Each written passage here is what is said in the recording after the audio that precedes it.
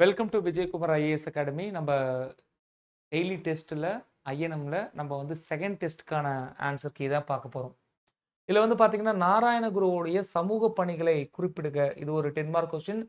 ஆரிய சமாஜத்தின் முக்கியமான பணிகளை பற்றி குறிப்பிடுக. இது ஒரு கொஸ்டின். இப்போ நாராயணகுருவை பற்றி அவருடைய சமூக பணிகள் கொஸ்டினை வந்து உள்வாங்கிக்கணும். அவருடைய ஏ டு ஜெட் டேட்டாலாம் தேவையில்லை, சமூக பணிகள் மட்டும் கேட்டிருக்காங்க. ஒன்று. ரெண்டாவது வந்து பார்த்தீங்கன்னா ஆரிய சமாஜத்துடைய சமூக பணிகள். ஓகேவா? ஸோ நாராயணகுரு அவருடைய சமூக பணிகள் இதில் முதல்ல வந்து நீங்கள் வந்து ஒரு இன்ட்ரோ வந்து கொடுக்கலாம். ஸோ நாராயணகுரு அப்படின்னு வந்து பார்க்கும்பொழுது கேரளாவில் திருவனந்தபுரத்தில் செம்பழுத்தி அப்படின்ற ஒரு கிராமத்தில் பிறந்த ஒரு நபர் தான் வந்து நாராயணகுரு. 1856களில் பிறந்தார். 1856 கிரேட் ரிவோல்ட்டுக்கு முன்னாடி ஆகஸ்ட் 22 வந்து பிறந்தார். எங்க கேரளாவில் திருவனந்தபுரத்தில் செம்பழுந்தி அப்படின்ற ஒரு வில்லேஜில் வந்து பிறந்தார். ஸோ இவர் வந்து 19ஆம் நூற்றாண்டில் தோன்றிய ஒரு சமூக சீர்திருத்தவாதி அப்படின்னு நம்ம வந்து சொல்லலாம். இவருடைய பொதுவான நேம் வந்து பார்த்தீங்கன்னா நானு ஆசான். ஆசான்னாலே வந்து டீச்சர் அப்படின்றது நமக்கே வந்து தெரியும். ஸோ இவர் வந்து பல்வேறு விஷயங்களை வந்து என்னென்னா மொழிபெயர்த்தார் அப்படின்னு நம்ம வந்து சொல்லலாம். ஏன் அப்படின்னா இவருக்கு வந்து சமஸ்கிருதமும் மலையாளமும் ப்ளஸ் வந்து என்னென்னா தமிழும் வந்து நல்லாவே வந்து தெரியும். ஓகேங்களா? தமிழ், சமஸ்கிருதம், மலையாளம் இது எல்லாமே வந்து நல்லாவே வந்து தெரியும். ஸோ இது மட்டும் இல்லாமல் திருக்குறள், உபநிஷ்டு இது எல்லாத்தையுமே வந்து நாராயணகுரு வந்து என்னென்னா மலையாளத்தில் வந்து என்னென்னா மொழிபெயர்த்திருக்காரு அப்படின்றத சொல்லலாம். ஸோ நாராயணகுருவை பொறுத்தவரையும் தர்ம பரிபாலன யோகா அப்படின்னு சொல்லக்கூடிய ஒரு அமைப்பு 1903 வந்து நிறுவுறாரு. ஸோ இந்த அமைப்பு மூலயமா வந்து என்ன பண்ணுறாங்க அப்படின்னா ஆன்மீகம், கல்வி மற்றும் சமூக உதவிகள் இது எல்லாத்தையும் வந்து செய்கிறாங்க. கொஸ்டின் எக்ஸாம் பாயிண்ட் ஆஃப் வியூவில் ரொம்ப முக்கியமான ஒன்றா இருக்குது. ஓகேங்களா? தர்ம பரிபாலன யோகம் 1903. ஓகேங்களா? 1903. இவருக்கான தொண்டு அப்படின்னு நம்ம வந்து பார்க்கும்பொழுது ஈழவ சமூகம். இப்போ வந்து என்னன்னா ஸ்கெடியூல் கேஸ்ட்ன்னு சொல்லுவாங்க இல்லையா, அந்த ஜாதிய வட்டத்தில் வந்து பார்த்தீங்கன்னா ஈழவ கேஸ்ட் அப்படின்னு சொல்லக்கூடிய ஒரு சமூகம், ஈழவ சமூகம். ஸோ கேரளாவில் வந்து என்னென்னா 26% பாப்புலேஷன்ஸ் இருக்கக்கூடிய சமூகம் ஈழவ சமூகம். ஸோ இவங்களுடைய தொழில் அப்படின்னு வந்து பார்த்தீங்கன்னா கல் இறக்கிறது அப்படின்னு சொல்லுவாங்க. ஓகேங்களா? அடிஷ்னல் இன்ஃபர்மேஷனாக வந்து எடுத்து வச்சுக்கோங்க, கல் இறக்குதல். ஸோ இந்த ஈழவ சமுதாயத்தை வந்து என்ன பண்ணுறாங்க அப்படின்னா வந்து அன்டச்சபிலிட்டி கோயிலில் வந்து சேர்க்க மாட்டுறாங்க. ஒன்று. ரெண்டாவது வந்து பார்த்தீங்க அப்படின்னா பொதுவான சாலைகளை வந்து பயன்படுத்த விட மாட்டுறாங்க. இது போல் வந்து என்னென்னா தீண்டாமை வந்து என்னென்னா இந்த பர்டிகுலர் கம்யூனிட்டிக்கு நடக்குது. 26% பாப்புலேஷன் கேரளா பாப்புலேஷனில் ஈழவ சமூகம் வந்து இருக்குது அப்படின்றதையும் தெரிஞ்சுக்கோங்க. அப்போ என்ன பண்ணலாம்? அப்போ ஈழவ சமூகத்தில் இருக்கக்கூடிய தீண்டாமையை வந்து நீக்கணும். இப்போ தீண்டாமையை வந்து நீக்கிறதுக்காக அவரே என்ன பண்ணுறாரு? கோயில் வந்து கட்டுறாரு. ஓகேங்களா? அவரே வந்து என்ன பண்ணுறாரு? கோயில் வந்து கட்டுறாரு. ஸோ அருவிபுரம் அப்படின்ற ஒரு இடத்துல அவர் வந்து கோயில் கட்டுறாரு. மற்ற கோயிலில் போனால் தான் தீண்டாமை, நம்ம கோயிலுக்கு வந்து வாங்க, இந்த கோயிலில் யார் வேணாலும் ஜாதி, மதம், இனம் எந்த வேறுபாடு இல்லாமலும் வந்து வரலாம் அப்படின்னு சொல்லிட்டு அவரே வந்து என்ன பண்ணுறாரு? ஒரு கோயிலை வந்து கட்டுறாரு அப்படின்றத புரிஞ்சுக்கோங்க. ஓகேங்களா? என்ன பண்ணுறாரு? கோயில் கட்டுறாரு அருவிபுரம். ஸோ இது மட்டும் இல்லாமல் மத வழிபாடு ஏதாவது இருந்தால் அந்த மத வழிபாடு எதிராக வந்து என்னென்னா போராடுறாரு. இதை தாண்டி வந்து பார்த்தீங்கன்னா ஒன்றே குலம், ஒரே குலம், ஒரே மதம், ஒரே கடவுள். ஓகேங்களா? மனிதர்களுக்காக, அதாவது one caste, one religion, one god for mankind அப்படின்ற ஒரு ஒப்பீனியனை வந்து கொடுக்குறாரு. ஓகேங்களா? அதே போல் நாட் மெனி பட் ஒன், அதாவது அவருடைய கவிதையை வந்து நம்ம இப்படி தான் சொல்லலாம். இதை வந்து நோட் பண்ணிக்கோங்க. ஒன் கேஸ்ட், ஒன் ரிலிஜன், அதுதான் நாட் மெனி நிறைய இல்லைங்க, பட் ஒன் அப்படின்னு சொல்லி முடிக்கலாம். ஓகேங்களா? ஸோ இதான் வந்து என்னென்னா நம்மளுடைய நாராயண குருவை பற்றி நம்ம வந்து சொல்லலாம். ஸோ முக்கியமானது not many but one, many இல்லை, ஒன்றே ஒன்று தான் இது. ரெண்டாவது அருவிபுரத்தில் அவர் கட்டின கோயில். மூணாவது ஈழவ சமூகத்துக்காக அவர் வந்து போராடினார். கேரளாவை சேர்ந்தவர். தர்ம பரிபாலன யோகம் அப்படின்ற ஒரு அமைப்பு வந்து 1903 வந்து உருவாக்குனார். ஸோ நானும் ஆசான் அப்படின்னு வந்து நம்ம வந்து சொல்லுவோம். ஆசானாலே வந்து என்னென்னா ஆசிரியர்.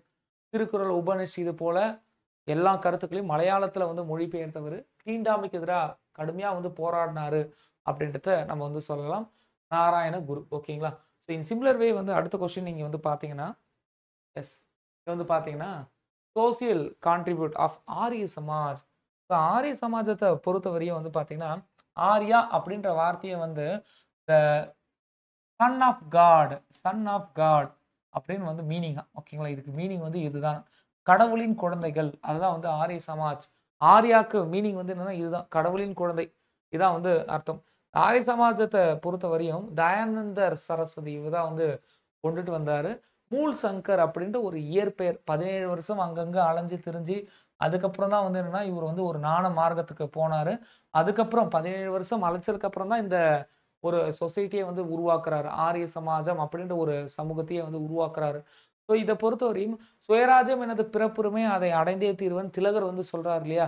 அந்த திலகருக்கு முன்னோடியே வந்து யார் அப்படின்னா, இவர் தான். தயானந்தர் தான்.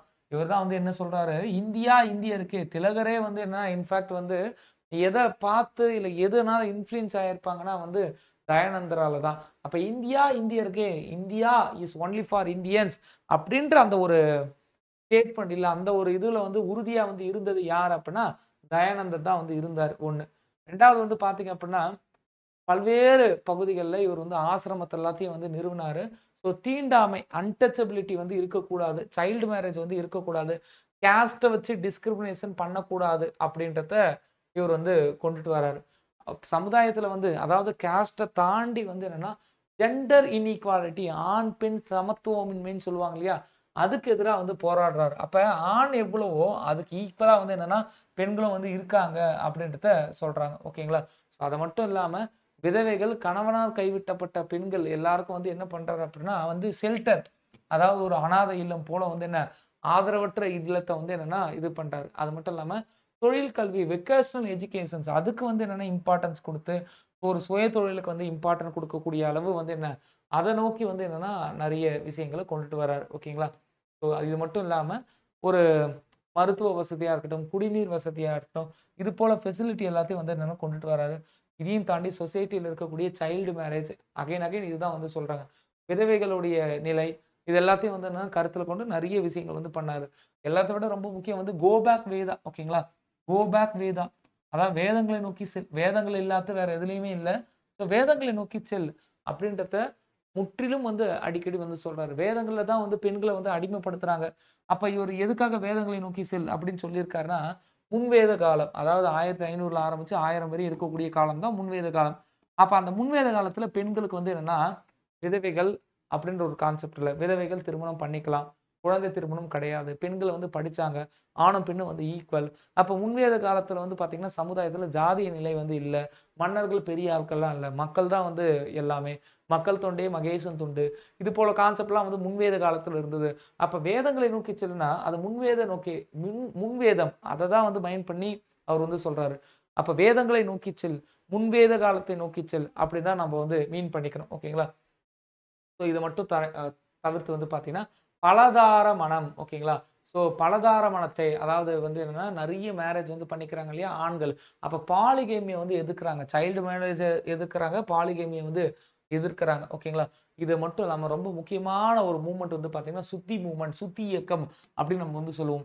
அப்ப சுத்தி இயக்கத்துல வந்து என்ன சொல்றாங்க சார் அப்படின்னு பார்த்தீங்கன்னா, ஸோ மத்த மதத்துல இருந்து ஹிந்து மதத்துக்கு அல்லாது இந்து மதத்திலருந்து வேற மதத்துக்கு போயிருப்பாங்க. மறுபடியும் அவங்க வந்து தாய் மதத்துக்கு வந்து வரணும் அப்படின்னு பார்த்தாலும், இதுக்கு முன்னாடி வந்து வாய்ப்பே வந்து இல்லாம இருந்தது. பட் ஆரிய சமாஜம் வந்ததுக்கு அப்புறம் தான், யாராவது ஒரு ஆளு கன்வெர்ட் ஆயிருந்தாலும் கூட, அகைன்ஸ்ட் அகைன் மறுபடியும் வந்து என்னன்னா ஹிந்து மதத்துக்கு வரணும் அப்படின்னா, அது வந்து எப்ப நனவாச்சு அப்படின்னா, ஆரிய சமாஜம் வந்ததுக்கு அப்புறம் தான் வந்து இது அ பிராக்டிகல் வந்து என்ன வந்தது. ஓகேங்களா? மறுபடியும் நீங்க வந்து இந்து மதத்துல ஜாயின் பண்ணிக்கலாம். அப்படின்றது ஆரிய சமாஜம் வந்ததுக்கு அப்புறம் தான். பட் அதுக்கு முன்னாடி வரையும் இந்த ஒரு கான்செப்ட் வந்து கிடையாது. ஸோ ஆரிய சமாஜம் வந்ததுக்கு அப்புறம் தான் மறுபடியும் இந்து மதத்துல எழுச்சி வந்து நடந்தது. அதுதான் வந்து சுத்தி மூவ்மெண்ட் அப்படின்னு நம்ம வந்து சொல்லலாம். ஸோ ஆரிய சமாஜத்துல இருக்கக்கூடிய முக்கியமான செயல்பாடுகள் அப்படி பார்த்தா காலத்துக்கு பொருந்தாத சமய சடங்குகள் இது எல்லாத்தையுமே வந்து இவங்க வந்து எதிர்த்தாங்க 1. 2வது வந்து பார்த்தீங்க அப்படின்னா, வேத காலத்துல இருக்கக்கூடிய அதுவும் முன்வேத காலத்துல இருக்கக்கூடிய அத்தன உபநிஷ்டு, அத்தன வேதங்கள், இல்ல அத்தன கருத்துக்களையும் வந்து என்னன்னா, இவங்க வந்து பின்பற்றுனாங்க. அத வந்து கொண்டுட்டு போய் வந்து சேர்த்தாங்க. இது தவிர்த்து வந்து பார்த்தீங்கன்னா வந்து என்னன்னா, ஹிந்தி, சமஸ்கிருதம் இந்த இடத்துல எளிமையான வடிவத்துல மக்களுக்கு வேதங்களுடைய கருத்துக்கள் எல்லாத்தையுமே வந்து கொண்டுட்டு வராங்க. ஓகேங்களா? அதான் வந்து வேதங்களை நோக்கி செல். அப்ப முழுக்க முழுக்க பெண் அடிமைத்தனம் அத வந்து நீக்குறாங்க. விதவைகள பத்தி பேசுறாங்க. விதவைகள் நலன். மற்றும் வந்து என்னன்னா வெக்கேஷனல் எஜுகேஷனுக்கு இம்பார்ட்டன்ட் வந்து குடுக்குறாங்க. தீண்டாமை, ஜாதிய வேறுபாடுகள்லாம் வந்து இருக்கக்கூடாது. அதையும் வந்து சொல்றாங்க. வேதங்களை நோக்கி செல் அப்படின்றதையும் அவங்க வந்து சொல்றாங்க. ஓகேங்களா? சுத்தி மூவ்மெண்ட் மறுபடியும் வந்து என்னன்னா, ஹிந்துசத்துல மறுபடியும் இந்துசத்துக்கு வாங்க, வேதத்த நோக்கி வாங்க. அதுல வந்து என்னன்னா ஃபோக்கஸ் பண்றாங்க. ஸோ இது எல்லாமே சேர்ந்தது தான் வந்து என்னன்னா, நம்முடைய தயானந்த சரஸ்வதியும் ஆரிய சமாஜம் அப்படின்னு நம்ம வந்து பார்க்கலாம். ஸோ இத தவிர்த்து பிரம்ம சமாஜம் வந்து கேட்கலாம். எது வேணாலும் கேட்கலாம். வள்ளலாருடைய இயக்கம் கேட்கலாம். ஓகேங்களா? ஐயா வழிய பத்தி கேட்கலாம். ஸோ எந்த ஒரு இயக்கத்த பத்தி வேணாலும் உங்களுக்கு டிஸ்கிரிப்டிவா வந்து கேட்பாங்க. ஸோ அது ஓரியன்டடா ஒரு 10 பாயிண்ட் எப்பவுமே வந்து ஞாபகம் வச்சுக்கோங்க. அதே பேஸ் பண்ணி வந்து எழுதலாம். சமுதாயத்தில ஏற்பட்ட மாற்றங்கள பேஸ் பண்ணி படிங்க. Thank you all. Thank you.